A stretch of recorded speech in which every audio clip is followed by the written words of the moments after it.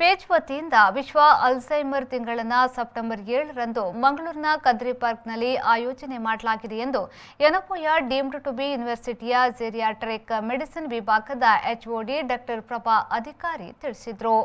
ಮಂಗಳೂರಿನ ಪ್ರೆಸ್ ಕ್ಲಬ್ನಲ್ಲಿ ಸುದ್ದಿಗೋಷ್ಠಿ ನಡೆಸಿ ಮಾತನಾಡಿದ ಅವರು, ಅಲ್ಝೈಮರ್ ಬಗ್ಗೆ ಅರಿತುಕೊಳ್ಳಿ ಮತ್ತು ಎಲ್ಲಾ ತರಹದ ಮಾನಸಿಕ ವ್ಯಾಧಿಯ ಬಗ್ಗೆ ತಿಳಿದುಕೊಳ್ಳಿ ಎಂಬ ಧ್ಯೇಯವನ್ನಿಟ್ಟುಕೊಂಡು ಈ ಕಾರ್ಯಕ್ರಮವನ್ನು ಹಮ್ಮಿಕೊಳ್ಳಲಾಗಿದೆ. ಹಿರಿಯ ನಾಗರಿಕರಲ್ಲಿ ಹೆಚ್ಚಾಗಿ ಕಂಡುಬರುವ ವ್ಯಾಧಿಯಾಗಿದೆ. ಮಾನಸಿಕ ವ್ಯಾಧಿಯನ್ನ ಮೊದಲ ಹಂತದಲ್ಲೇ ಗುರುತಿಸಿದ್ರೆ ಅದಕ್ಕೆ ಚಿಕಿತ್ಸೆ ಇದೆ. ಚಿಕಿತ್ಸೆ ಮೂಲಕ ಗುಣಪಡಿಸಬಹುದು. ಕೋವಿಡ್ ಸಂದರ್ಭದಲ್ಲಿ ಅಂತವರಿಗೆ ಯಾವುದೇ ಸಲಹೆ ಸಿಗದೆ ಅತ್ಯಂತ ಕಡೆಯ ಹಂತಕ್ಕೆ ತಲುಪಿ ಆನಂತರ ವೈದ್ಯರ ಹತ್ತಿರ ಬರ್ತಿದ್ದಾರೆ. ಈ ನಿಟ್ಟಿನಲ್ಲಿ ಇಂತಹ ಕಾರ್ಯಕ್ರಮವನ್ನು ಹಮ್ಮಿಕೊಳ್ಳಲಾಗಿದೆ ಎಂದು ಹೇಳಿದರು.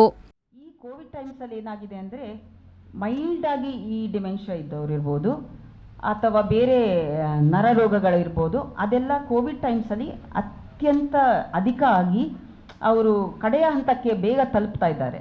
ಸೊ ಡಿಮೆನ್ಷಿಯಾ ನಾವು ಈಗ ಫಸ್ಟ್ ಫೇಸಲ್ಲಿ ಅಥವಾ ಮೊದಲನೇ ಫೇಸಲ್ಲಿ ಗುರುತಿಸಿದರೆ ಅದಕ್ಕೆ ಚಿಕಿತ್ಸೆ ಇದೆ. ಔಷಧಗಳನ್ನು ಕೊಡೋದ್ರಿಂದ ನಾವು ಅವರನ್ನು ಆ್ಯಕ್ಟಿವ್ ಆಗಿ ಇಟ್ಕೊಳ್ಬೋದು. ಅವರು ಕೊನೆಯ ಹಂತಕ್ಕೆ ಬೆಡ್ ರಿಡನ್ ಆಗುವ ಸ್ಟೇಜಿಗೆ ಹೋಗದಂತೆ ತಡೆಗಟ್ಬೋದು. ಸೊ ಈ ಕೋವಿಡ್ ಟೈಮ್ಸಲ್ಲಿ ಹಿರಿಯ ನಾಗರಿಕರಿಗೆ ಯಾವ ಚಿಕಿತ್ಸೆ ಲಭ್ಯವಾಗದೆ, ಯಾವುದೇ ರೀತಿಯ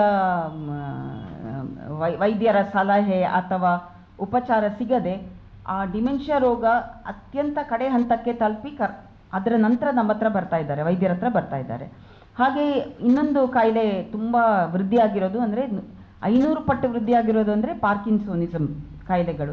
ಅದು ಕೋವಿಡಿಂದ ವೃದ್ಧಿ ಆಯಿತಾ ಅಥವಾ ಅವರನ್ನು ತರುವಾಗ ತಡವಾಗಿ ವೃದ್ಧಿ ಆಗ್ತಾ ಇದೆಯಾ ಅಂತ ನಮಗೆ ಗೊತ್ತಾಗ್ತಾ ಇಲ್ಲ. ಆದರೆ ನಾವು ತುಂಬ ಹಿರಿಯ ನಾಗರಿಕರು ನಡ್ಕೊಂಡು ಓಡಾಡಿಕೊಂಡು ಆ್ಯಕ್ಟಿವ್ ಆಗಿದ್ದವರು ಸಡನ್ಲಿ ಮಾತು ನಿಲ್ಲಿಸಿ ಮುಂದೆ ಅಲ್ಲಿ ಇಲ್ಲಿ ಹೋಗದೆ ಬೆಡ್ ರಿಡನ್ ಆಗಿರೋದನ್ನು ಕಂಡಿದ್ದೀವಿ. ಆಮೇಲೆ ಅವ್ರನ್ನ ಏನು ಮಾಡಬೇಕು ಅಂತ ಗೊತ್ತಾಗಲ್ಲ. ಆಸ್ಪತ್ರೆಗೆ ಕರ್ಕೊಂಡು ಬರೋದಾ, ಅಲ್ಲಿ ಕೋವಿಡ್ ಬಂದರೆ ಇನ್ನೂ ಗತಿ ಇನ್ನು ಹೀನಾಯವಾಗತ್ತೆ ಅಂದ್ಕೊಂಡು ಅವರು ಮನೆಯಲ್ಲಿ ಹಿರಿಯ ನಾಗರಿಕರನ್ನ ಇಟ್ಕೊಂಡು ಒದ್ದಾಡಿದ ಅನೇಕ ಕಿರಿಯರಿದ್ದಾರೆ. ಯಾವುದೇ ಡಿಮೆನ್ಷಿಯಾದ ಲಕ್ಷಣಗಳು ಕಂಡು ಬಂದಲ್ಲಿ ಅಥವಾ ಯಾವುದೇ ರೀತಿಯಲ್ಲಿ ಹಿರಿಯ ನಾಗರಿಕರು ಓಡಾಡಲು ಶಕ್ತವಾಗಿದ್ದವರು ಅಶಕ್ತರಾಗಿಬಿಟ್ರೆ ವೈದ್ಯಕೀಯ ಚಿಕಿತ್ಸೆಗೆ ಕರ್ಕೊಂಡು ಬನ್ನಿ.